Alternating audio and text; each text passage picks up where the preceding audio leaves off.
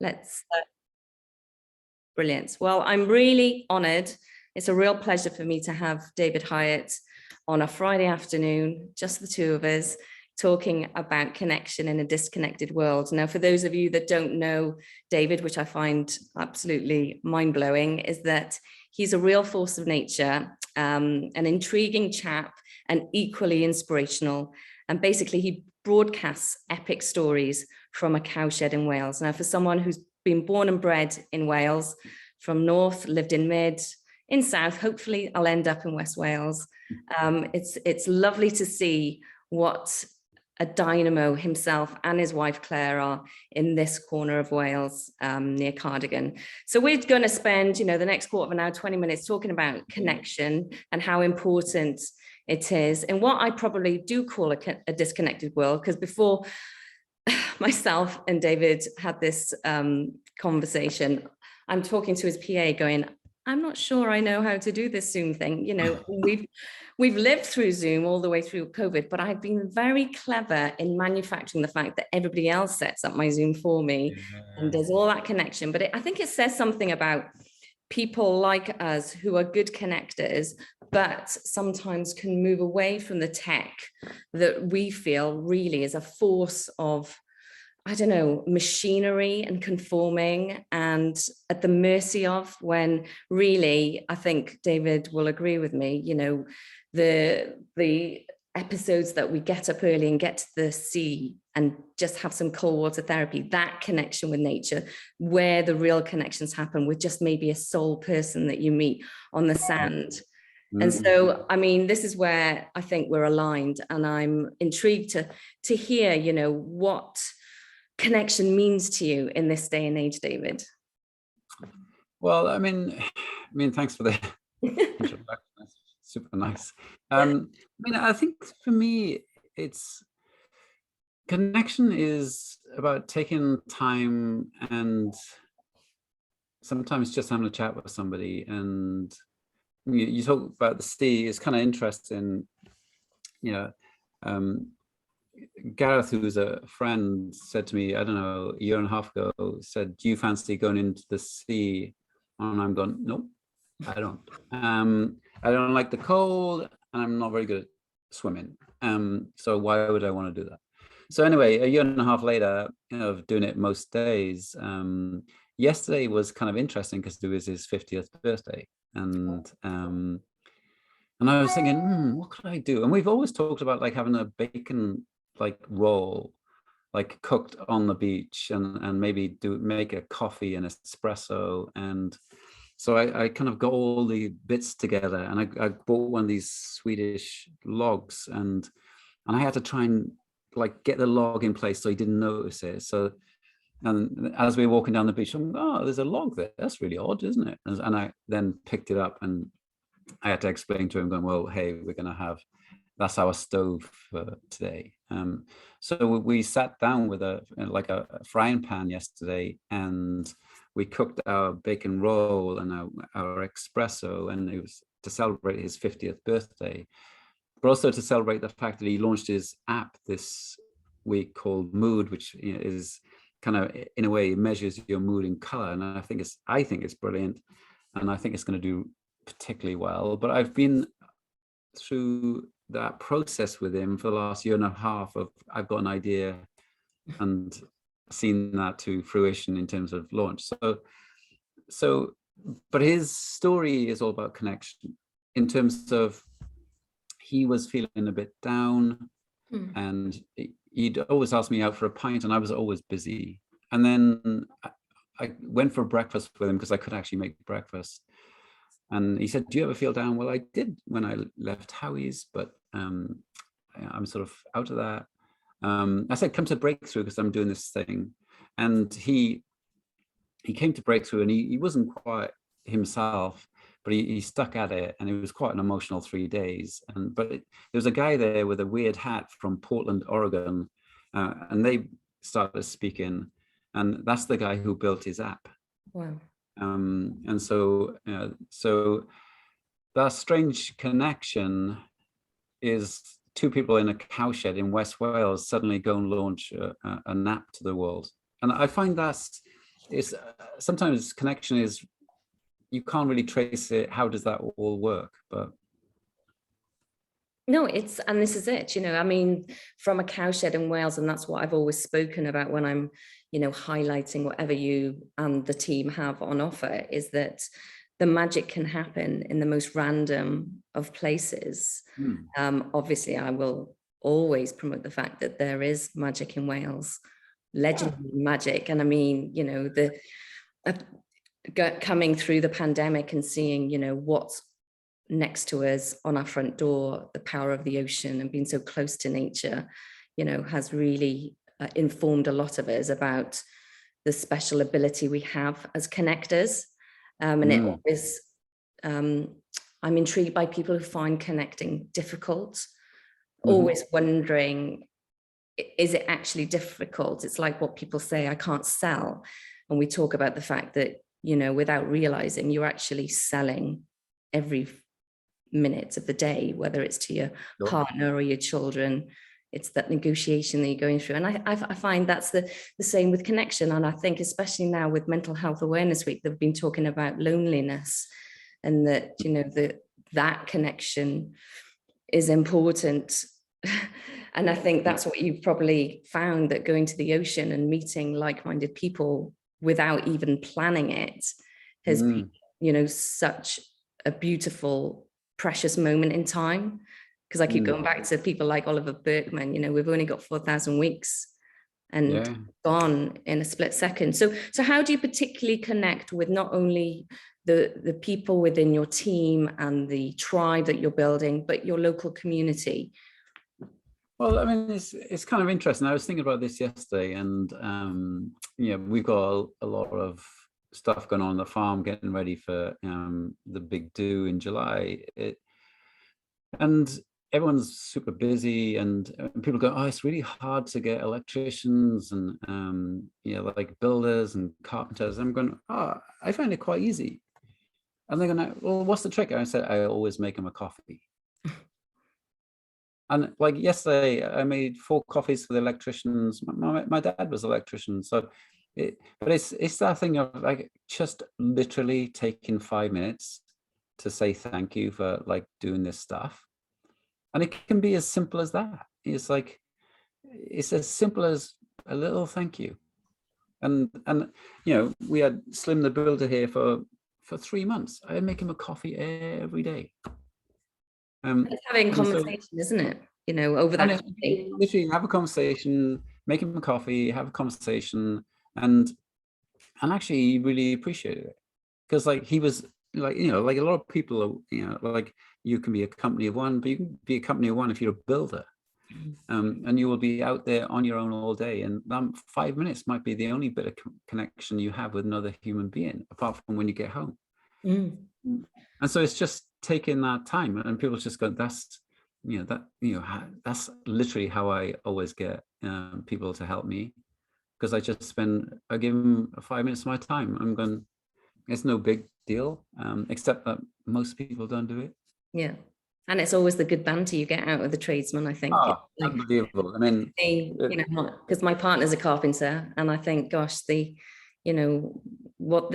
stories they tell, the tales and everything, and also the networking they do is remarkable, isn't it? When they get unbelievable. Together. It's literally unbelievable. So I kind of love all that, and the banter, and we got like a digger there, Duffrig. He's come in, and like he's like this Picasso. He hasn't got a paintbrush, he's got a digger. And he's sculpting this thing, and I'm just going, God, man, respect, because you've taken that thing and you've made that tool like incredible. So I got to respect. But yeah, so I think making connections is making time. I mean, it's always hard to make friends and it's pretty easy sometimes to lose friends, over the dumbest of things. And I've done that in the past, and I'm now really mindful of going, I need to invest some time here, otherwise and it's like a marriage, you literally got to invest every day. And I mean, been married 28 years, but I'm like, I'm on guard. Like the girls are going, Dad, is this someone's birthday this month? And I'm going, Yes, I'm aware. So I think it's just, I don't know, just if you think about others and you're thoughtful, I think that goes a long way. Oh, and what do you think the future holds with regards to connections? Because we're both parents, and I think, you know, there's one, I always hear the conversation of, you know, the digital age and what it's brought us, and it has built so many connections. You know, my parents live in North Wales, they're in their 70s, and, you know, it's the one thing of, you know, being able to FaceTime them or whatever. But I still think going back to face, that connection, you know. The one thing I'm sort of thinking about a lot is people's inability to switch off. And I'm, you know, like, you know, I'm working on this myself. I'm really conscious of it, and I think of, like, you know, I have a hard stop at 6. I mean, yeah, it sometimes goes out of that, but my default is to finish at 6. And so, but then that also means like not looking at your phone. And so you're attentive, and then my kids have quite rightly said, "Dad, what did I say?" And I'm going, "Oh." So I've been kind of elsewhere, and so I've really been like conscious of trying to get better at that. And that also means in the morning, like the first hour, you just go, I'm not reaching for my phone. I'm just going, I'm just letting it sell. And if we are teaching our brains to be scattered in the morning, you know, just go, hey, like, we're just a victim of social media and the phones and stuff. And you go, they are brilliant. Don't get me wrong, they are brilliant, and they're a game changer. But they have to, you know, there's an off button. And I think about this quote a lot, and that is, you know, we're not all in at work, and we're not all off at home. And so, because of this thing, we're distracted, and so I'm really focused on going, hey, the importance of rest.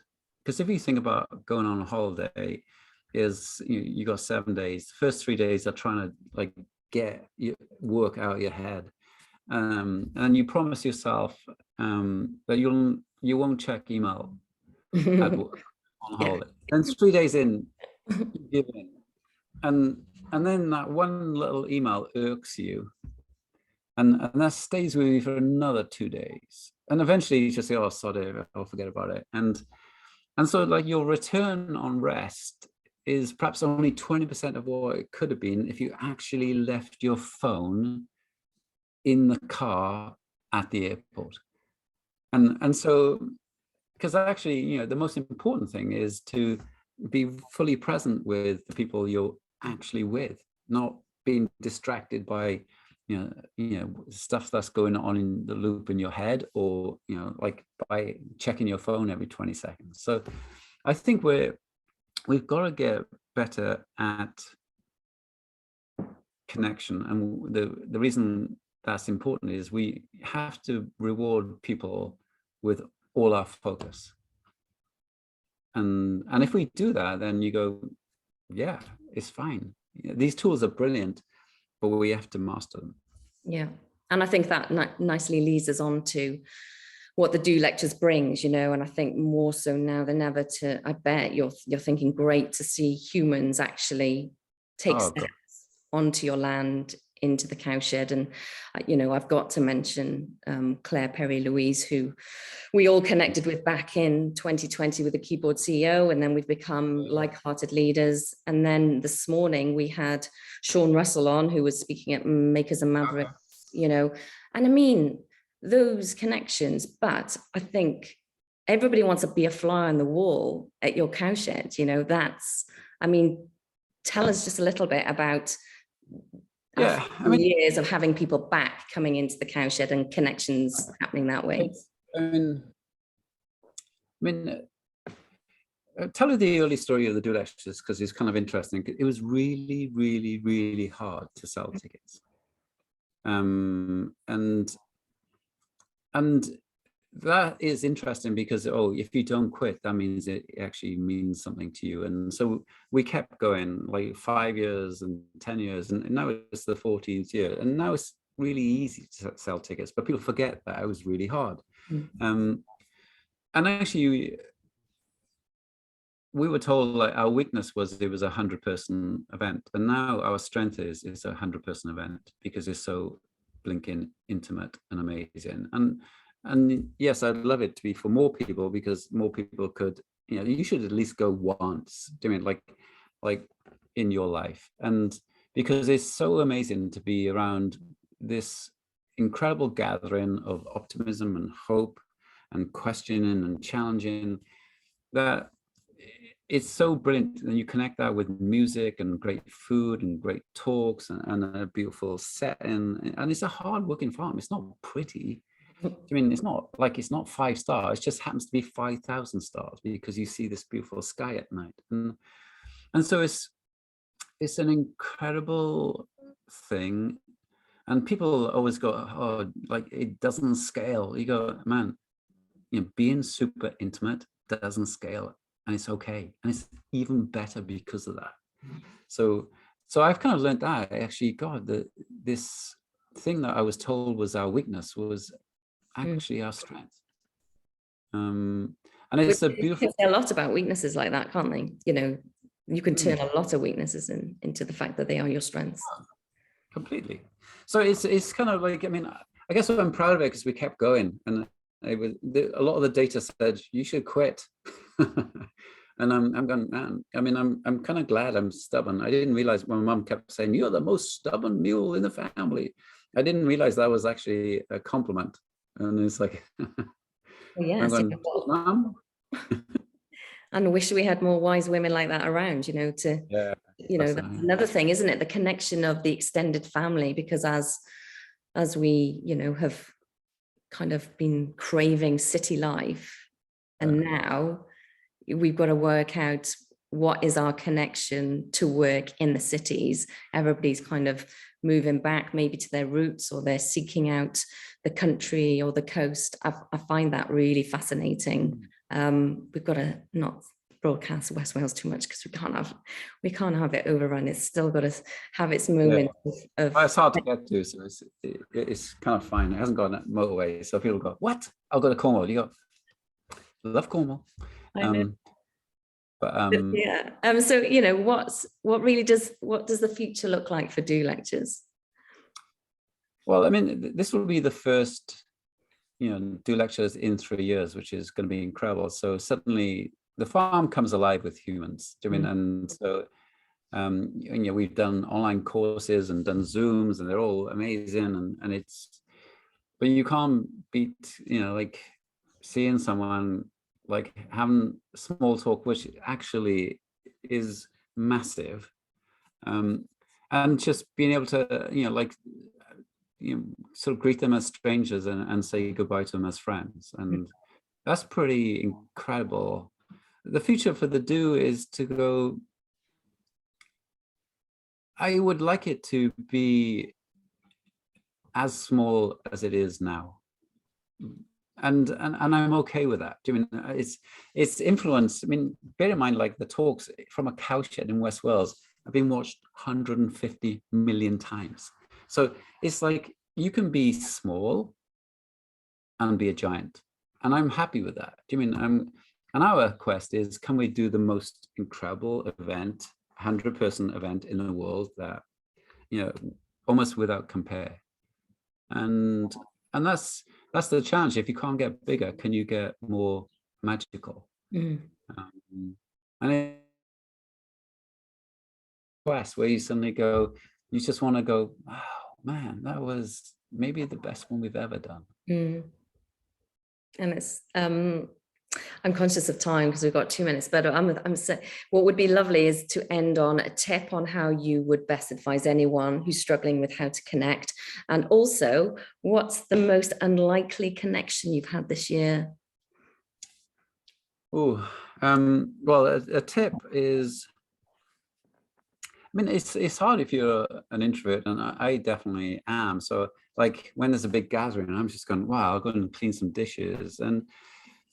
But I think maybe that thing of just go up and like start talking to someone. You've got to push through your own shyness, because we're all a bit shy. Do you mean?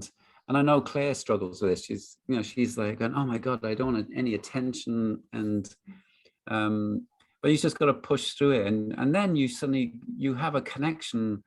I was like literally you know, like coming home from Liverpool, and I had this taxi driver, and his name was Larry, and he was telling me all his story. And in the end, I'm going, hey, you should go on this video and this video and do this, and that will really help you. But I could have quite easily just not talked to him. But I made a point of just going, hey, Larry, how's your day? But what was your other question? It was about the likely connection that you've had. Oh God. I suppose it could be those that you meet on having a sea dip, you know, like you did broadcast that, you know, it was so magical to meet people, just have a coffee after you came out of the sea. Yeah, I mean, God, I'd love to. You can get back to me on that one, because that gives us an opportunity to do part 2 of in a disconnect. Well, I mean, actually, interesting. Maybe at Makers and Mavericks, a guy called Alex. From Cardiff, Alex, the photographer. Yeah. Great. Yeah. Amazing. And what I didn't realize is he'd come to a talk I gave in Cardiff, and then he was perhaps in a bit of a rocky place, and he did like 90 days of not drinking, then he did a year of not drinking. And I mean, I was just doing the 90 days. And then he came to Breakthrough, and then he spoke at Makers and Mavericks, and he designed the Prodigy album cover. And you know, and on my answer phone was, you know, the guys from Prodigy going, hey, we're recording this album, you should come down and hear us record it. And unfortunately we never did, and that album became like incredible.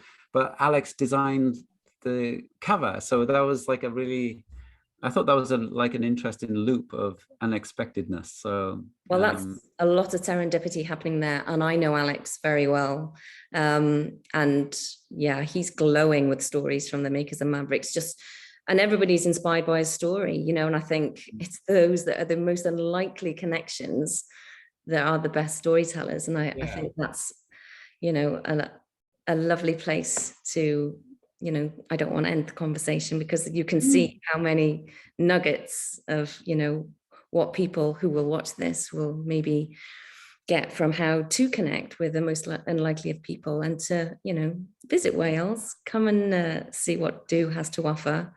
But thank you, David. It's been a pleasure. I hope you get your time off on a Friday, and maybe I'll catch you for a sea dip one day. Yeah, no, that'd be good.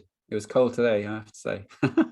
You should try at the lakes in Snowdonia. That's where I was a week ago, but very refreshing and invigorating. Yes. Thanks again, David. Okay, thank you. Have a great weekend. And you too. Bye. Bye. Bye.